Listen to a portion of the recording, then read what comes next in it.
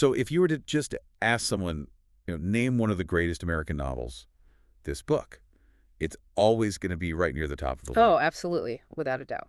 It's taught in schools all over the country, sells millions of copies every single year. It won the Pulitzer Prize. But here's the thing that's so fascinating. It's this profound cultural paradox. Right. That same book is one of the most frequently banned, most challenged literary works in the entire country.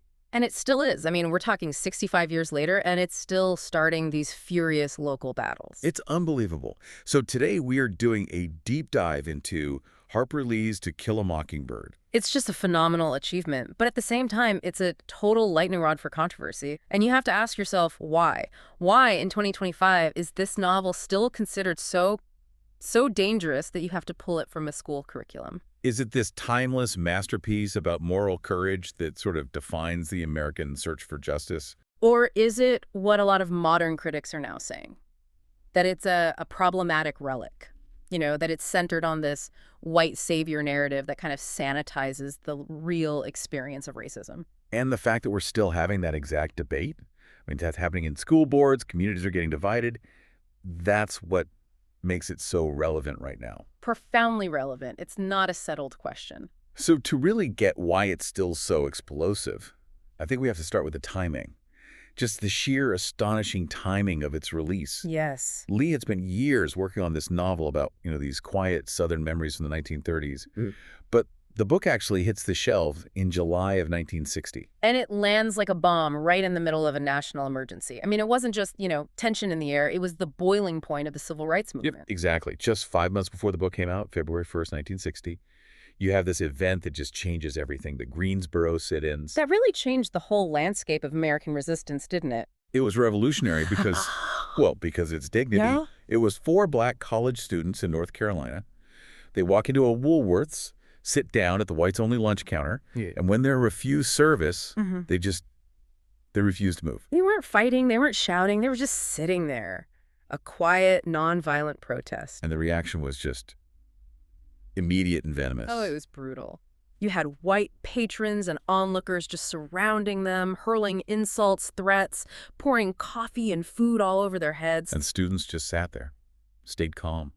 And within days, that movement just exploded across the South. Thousands of students started using the exact same strategy. The whole movement just shifted gears, It moved from the sort of courtroom challenges of the 1950s to direct action right there on the streets. And right into that moment of urgent, explosive confrontation.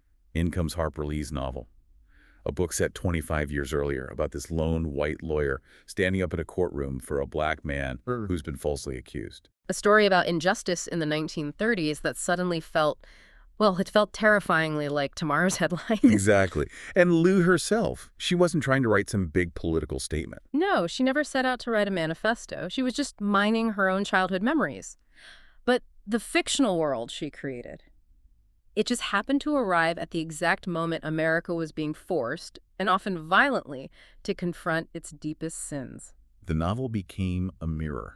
That's a perfect way to put it. A mirror reflecting not just the past, but the immediate moral failings of 1960s America. And what's so fascinating is how the story, even though it's set in the past, it just captured the enduring nature of prejudice. It showed that the underlying machinery of injustice, the all-white jury, the casual cruelty, the complicity of good people, was all still there, perfectly preserved and functioning just as ruthlessly in 1960 as it was back in the Depression. It was a classic that felt contemporary the day it was published. It just forces the reader to see that the past isn't really past when the structures are still in place. It really gave a lot of white Americans a framework, maybe for the very first time, to understand and even talk about the racial turmoil that was happening right outside their front door. Okay, so let's unpack that a bit more. Let's go from that big national stage to the really personal roots of the book. Because the town of Macomb, Alabama, it's not just some generic setting. No, not at all. It is Nell Harper Lee's hometown. It's Monroeville, just meticulously rendered on the page. And what was Monroeville like? It was a very specific kind of small southern town. You're talking about maybe 3,000 people. The rhythm of life was slow, but the social order, that was absolutely fixed. Everybody knew their place. And at the center of Lee's world was her father, Amasa Coleman Lee. A.C. Lee. A.C. Lee, he is the undeniable but also very complex and contradictory inspiration for Atticus Finch. He was a lawyer, but he also ran the local newspaper for a while, right? So he was just deeply enmeshed in the town's fabric. Totally. Legal, social, political, he was at the center of it. Yeah. And his complexity is really the key to understanding the real Atticus, not just the movie version. How so? Well, A.C. Lee was sort of the archetype of the white Southern gentleman who had a conscience. He genuinely did take on cases for black defendants in a justice system that was, completely designed for them to fail. But he was also a product of his time and his place. He held these deeply conflicted, often paternalistic racial views that were just baked into his Deep South upbringing and the pressures of his community. So we're not talking about a perfect hero from a movie. We're talking about a real complicated man trying to apply his own, maybe flawed sense of decency inside a profoundly indecent system. Exactly. And Lee saw that contradiction up close every day. And that complexity was thrown into just the sharpest relief imaginable by the biggest legal trauma of her childhood. The Scottsboro case. The Scottsboro case. It just exploded into the public consciousness in 1931. And Lee was only 5 years old. And Scottsboro, the town, it was right nearby, less than 30 miles from Monroeville. So it was inescapable. The case was everywhere. It involved 9 black teenagers, some as young as 13, traveling on a freight train. And they were falsely accused of raping 2 white women. It became this huge international spectacle. It did, because it was such a textbook example of racial hysteria, just completely overriding any sense of due process. The evidence that the boys were innocent wasn't just compelling, it was overwhelming. One of the accusers even recanted her testimony, didn't she? She did. And it didn't matter. The initial trials were quick, they were biased, and they resulted in immediate death sentences for most of the defendants. And A.C. Lee, Harper Lee's father, he was a lawyer in that environment. Maybe not directly on that case, but he was living and breathing that atmosphere. Exactly. Imagine the fear, the sense of injustice that was just permeating the entire small town South. And Lee, as a little girl, she just soaked all of that in. She would have seen how fear could just warp an entire community. And how the truth could be made completely irrelevant when it's up against the machinery of racial conviction. She saw good, decent people just stay silent in the face of this systemic evil. And that feeling, that sense of overwhelming, unavoidable injustice. That's it. That feeling that the verdict was decided before the trial even started, that became the emotional core, the absolute genesis of Tom Robinson's story in her book. Wow.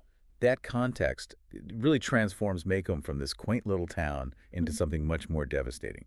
It's a place steeped in this real-life traumatic history. It is. The story isn't just about dusty porches and neighborhood gossip. It's about the cost of complicity. And the fictional details in the trial, like Tom Robinson's crippled arm. Yeah, and the clear evidence that the attacker, Bob Ewell, was left-handed. That's Lee's way of shouting the truth that the Scottsboro trials tried to suppress. It makes the jury's decision to convict not just, a mistake. It makes it a willful, malicious act to preserve white supremacy over any and all evidence. Speaking of her childhood and history, we have to talk about the other literary giant who was right there in Monroeville with her, the one who became immortalized in the book. Truman Capote. Truman Capote. Their bond is just. It's one of the most famous literary friendships in history.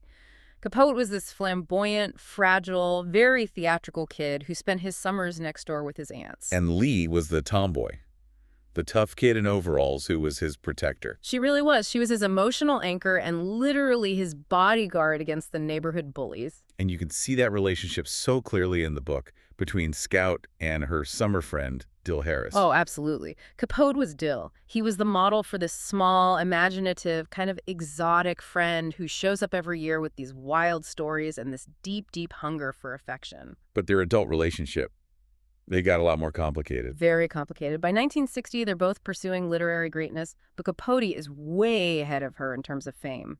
He's already part of New York's elite circles, and he's deep into the reporting for In Cold Blood. His masterpiece. His groundbreaking nonfiction novel about those brutal Clutter family murders in Kansas. And this is where the sacrifice part comes in, because Lee was absolutely essential to his research for that book. She was. Capote, with his very eccentric New York persona, he had a really hard time getting the trust of those suspicious, tight-lipped Kansans. So Lee went with him. She went with him and used her Southern charm, her down-to-earth manner.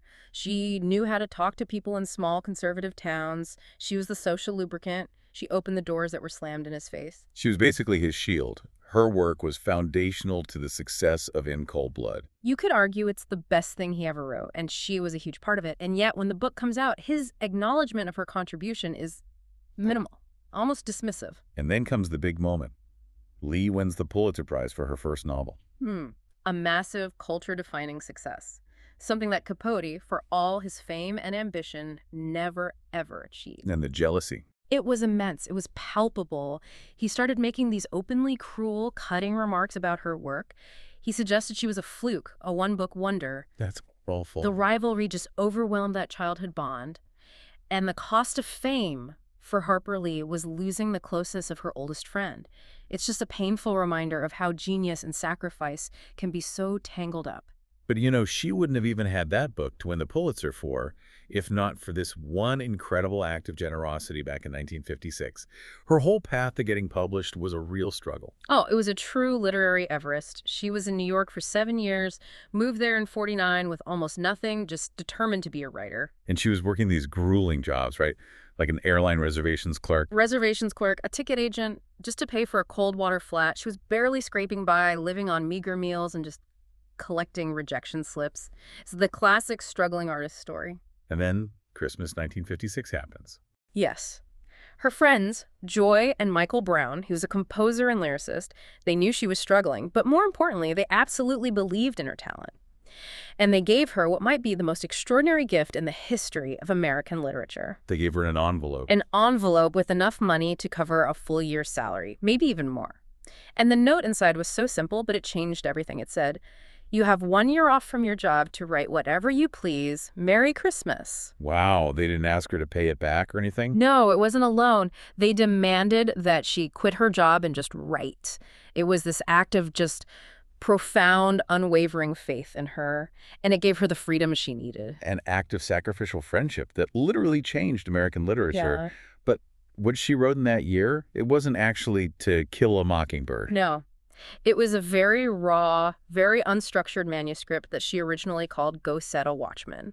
And this is where her editor, a woman named Tay Hohoff at J.B. Lippincott, becomes maybe the most important unsung hero in this whole story. So what did Hohoff see in it?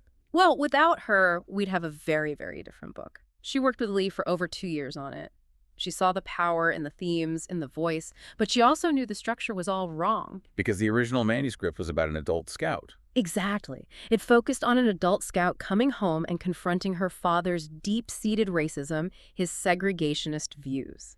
And Hohoff's big insight was that the real heart of the story wasn't in the adult present. It was in the past. It was in the memories. She encouraged Lee to radically restructure the whole thing, to shift the perspective away from the adult disillusionment and focus everything on Scout's childhood innocence. That's a huge thing to ask of a first-time author. Yeah. To basically throw out your book and start over. A massive ask. It meant discarding thousands of words, fundamentally changing the character arc of Atticus. And Lee spent the next 2.5 years just meticulously reshaping the material, turning this adult memoir into the layered, empathetic, coming-of-age story that we all know. It's just astonishing. The classic we all love. It's a result of Lee's talent, her friend's faith, and this brilliant editor who saw that the real power was in seeing the world through a child's eyes. It allowed her to critique the adult world through this lens of innocence, and it connects right back to that idea of the flawed hero. The raw manuscript gave us the truth of the complicated Southern man. The published novel gave us the truth as filtered through the eyes of a daughter who idealized her father. And that's a crucial distinction we'll come back to. Okay, let's dive into that structure now, because the narrative genius here is what really elevates this book.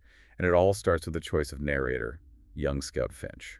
Using Scout, who's 6 when the story starts and maybe 8 by the end, is just structurally brilliant. It creates these layers of irony. Because the reader understands things that Scout doesn't. Exactly. As an adult reader, you immediately get the complex racial dynamics, the hypocrisy, the danger. But Scout, in her innocence, she either misses it completely or only understands a tiny piece of it. So the reader is constantly in this position of knowing more than the narrator, which forces you to engage on a much deeper level. Right. When Scout innocently reputes a racial slur she overheard, the shock isn't just the word itself. It's realizing the casual, unquestioned racism that surrounds her that made that word normal to her. Lee gets her critique across without ever preaching. And that distance allows her to embed her philosophy so naturally. The key theme, of course, being courage, which Atticus defines for the kids. Real courage is when you know you're licked before you begin, but you begin anyway and see it through. He's talking about Mrs. DuBose, the old morphine addict, but that line, it has always resonated so far beyond that. In 1960, that was a rallying cry. It spoke directly to the civil rights activists and lawyers who were facing these impossible odds, fighting a system they knew was rigged against them, but they kept fighting anyway. It gave a real dignity to the struggle. And the centerpiece of that whole moral education is the Tom Robinson trial. Which is just devastating. And it's drawn so directly from the atmosphere of Scottsboro and other historical injustices. Lee is so meticulous with the details to make sure Tom's innocence is absolutely unquestionable. Let's break down that legal strategy because it really shows Atticus's skill. He doesn't rely on emotion. It's all about fact and medical impossibility. Right. He carefully dismantles the testimony of Mayella Ewell, the accuser, and her violent father, Bob Ewell. He forces Mayella to confess her own heartbreaking loneliness, which is what led her to make advances toward Tom in the first place. Which, in the Jim Crow South, was a death sentence for a black man, whether he reciprocated or not. Right. And then he focuses on the physical evidence. Tom's left arm, we learn, was mangled in a cotton gin. He can't use it. It's useless. So when Atticus has Bob Ewell write his name for the jury, he proves that Ewell is left-handed. The bruises on the right side of Mayella's face could only have been made by a left-handed person. The evidence is undeniable. Bob Ewell beat his own daughter, probably after catching her trying to kiss Tom Robinson, and then forced her to lie about it. The whole courtroom knows the truth. It's a moment of devastating clarity. But as we said, clarity is irrelevant when you're up against systemic prejudice. Atticus wins the legal argument, but he loses the verdict.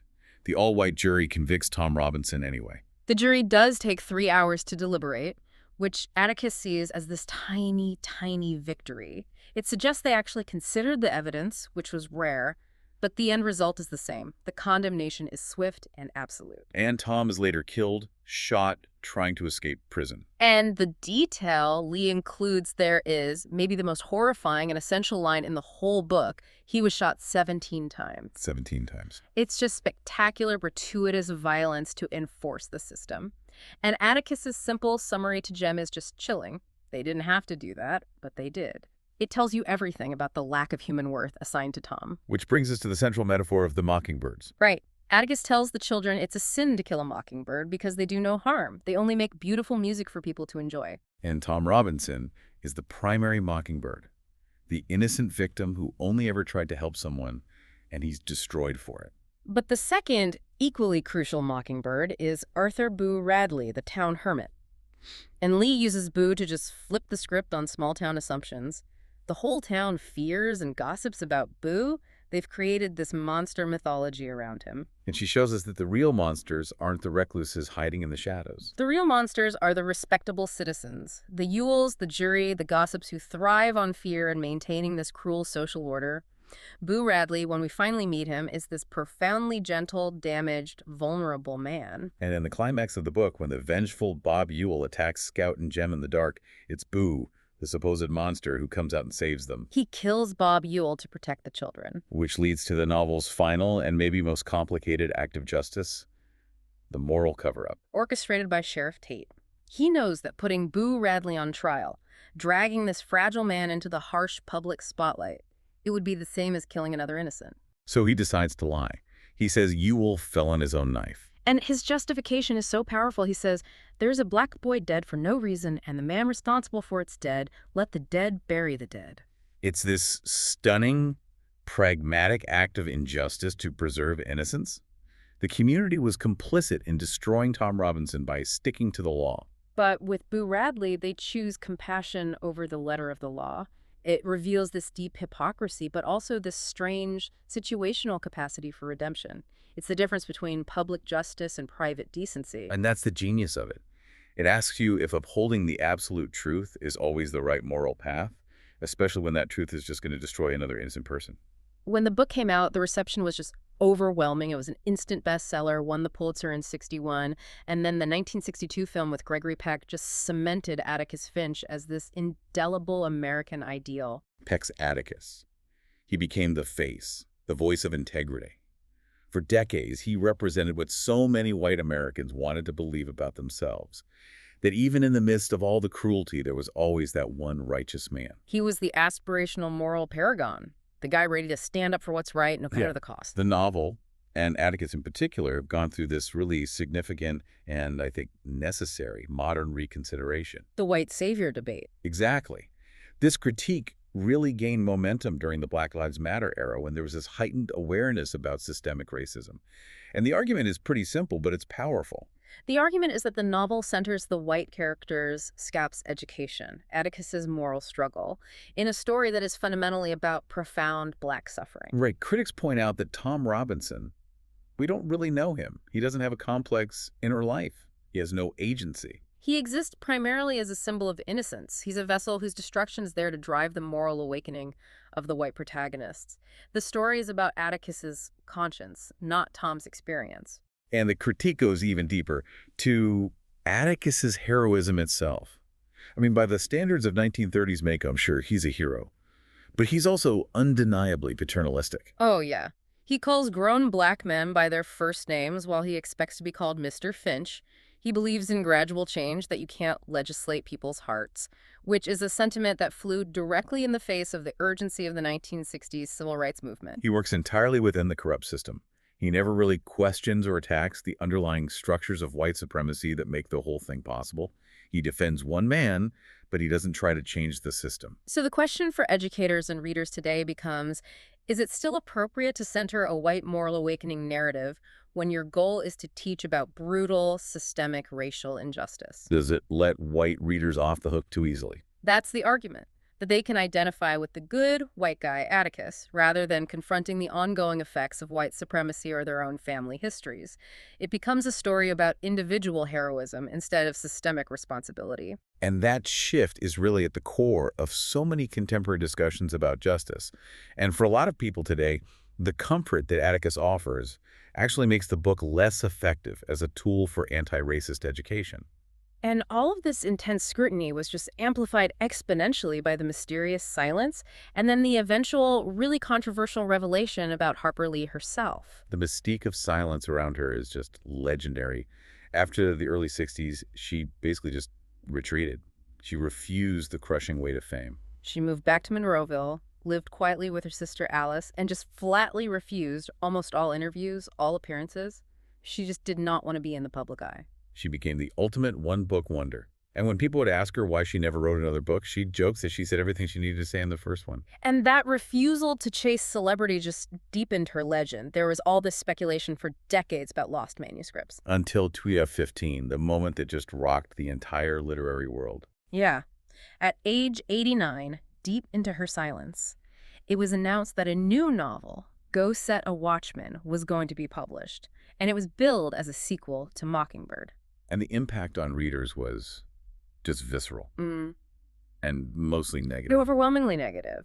Because in this book, an adult scout comes home and she finds her heroic father, Atticus, is now attending meetings of the White Citizens Council. He's spouting these openly racist, segregationist ideologies. And we should be clear, these White Citizens Councils weren't just like social clubs. They were organized groups formed to fight desegregation by any means necessary. For Atticus to be part of that, it just shattered the image people had held onto for 50 years. People felt so betrayed. And the controversy got even messier with all these ethical questions about the publication. You know, was Lee at 89 suffering from dementia? Did she really consent to this? Was she being exploited? But then the reality came out. Watchmen wasn't a sequel. No. It was the raw, unpolished original manuscript that she had submitted to Tay Hohoff back in the 50s.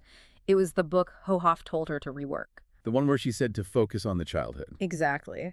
And this revelation just forced this brutal, unavoidable confrontation with the nature of heroism and memory. The Atticus Finch we all loved, he was the ideal. He was the man filtered through a child's adoring eyes. The Atticus of Watchmen was closer to the historical truth of men like her own father, A.C. Lee, a complicated Southerner who believed in gradual change and held the prejudices of his time. The controversy, as painful as it was, it provided this necessary complexity. It showed us that great literature is often built on these difficult, discarded truths. We learned that Lee had two versions of her father, the heroic memory and the complex reality, and she chose to publish the memory first. So where does all this leave To Kill a Mockingbird today in 2025? Well, it remains, as we said at the start, one of the most challenged and banned books. But now the objections are coming from both the left and the right. From both flanks. So you have traditional conservatives who still object to the language, especially the repeated use of the N-word, and the frank discussion of racism. They argue it's just uncomfortable or inappropriate for kids. And at the same time, you have progressive critics raising those concerns about the white savior narrative, the limited perspective for Black characters, and the false sense of closure it can provide about racism. So what are schools doing? The results are all over the map. Some districts have removed it from required reading entirely. Others have adopted the strategy of teaching it, but with a lot of context. They'll teach it alongside works by Black authors, Toni Morrison, Richard Wright, to provide counter-narratives and more diverse perspectives. But despite all the battles, its influence is just. It's immense, undeniable. Over 50 million copies sold, translated into more than 40 languages. For generations of students, this was the book that sparked their first serious conversation about systemic racism and moral responsibility. And its enduring power, I think, lies in Atticus's central call for empathy, that famous quote, "You never really understand a person until you consider things from his point of view, until you climb into his skin and walk around in it." That message, that ability to see the world from someone else's perspective, Yeah. that transcends the specific context of the book. Lee understood that racism isn't just about the obvious villains like Bob Ewell. It's woven into the very fabric of society, into the unexamined systems and assumptions that even decent people take for granted. The novel forces you to choose between comfort and conscience. So here's the final essential question then. Why is this book still considered so dangerous? I think what makes Mockingbird truly dangerous isn't the racial language or the injustice it depicts. It's the insistence that ordinary people, a lawyer, a child, a reclusive neighbor, have the power and the moral responsibility to stand up for what is right, even when success seems impossible. It's the argument that silence in the face of injustice is complicity. It challenges every single reader to imagine themselves taking that difficult, unpopular stand, knowing you're licked before you begin. It suggests that if Atticus Finch, one man in a sleepy Alabama town, could confront the darkness, then what excuse do we have in our modern, globally connected world? Harper Lee wrote one perfect, deeply resonant book, and then she stepped back and just let it speak for itself with all its complexities. The Mockingbird is still singing 65 years later. It's still dividing rooms, still forcing us to talk. And the question for us here in 2025 is this. Are we willing to sit with the complexity of a character like Atticus? Can we accept him as a flawed, limited man of his time while still recognizing his moral imperative? And what does our furious ongoing national debate about this single novel reveal about our current struggle to live up to America's highest ideals of justice and equality? The conversations that Harper Lee started in 1960 are still happening right now, still challenging all of us. This story is far from over. Thanks for joining us for this deep dive, and reflect on this. What piece of literature has shaped your moral compass, and does it still hold up today? Share this with someone who needs to understand why this book still matters so much.